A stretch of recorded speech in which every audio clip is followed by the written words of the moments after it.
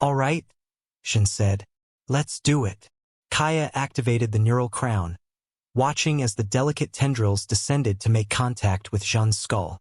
The parasites were already prepared.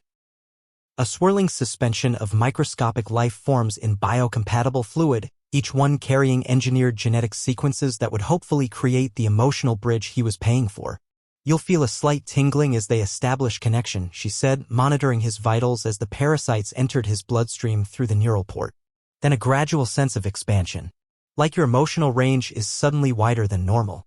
Jin's pupils dilated as the parasites reached his amygdala. His breathing deepened and Kaia could see his cortisol levels beginning to shift on her display. That's different, he murmured. How so?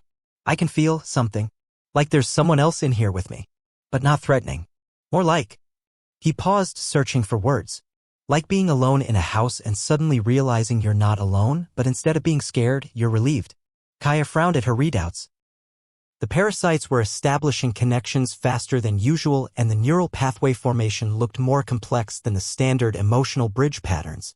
Instead of simple point-to-point links, she was seeing web-like structures forming throughout Jin's limbic system. Dr. Okafor? Jin's voice had changed, softer, more uncertain.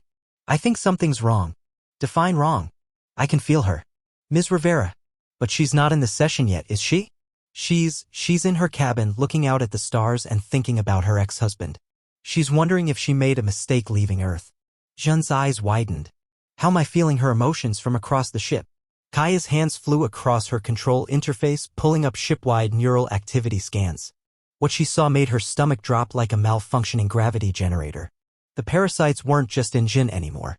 They were in the ship's bioneural network, the organic computing system that managed everything from life support to navigation. And they were spreading. Jin? I need you to stay very calm and not move while I figure out what's happening. Dr. Okafor, he said, and now his voice carried harmonics that definitely hadn't been there before. I don't think we're dealing with a malfunction.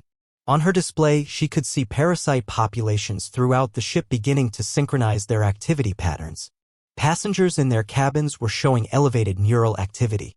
The ship's bioneural cores were processing emotional data alongside navigational calculations. I think, Jin continued, his eyes now reflecting depths that seemed far too vast for one human consciousness. They're evolving.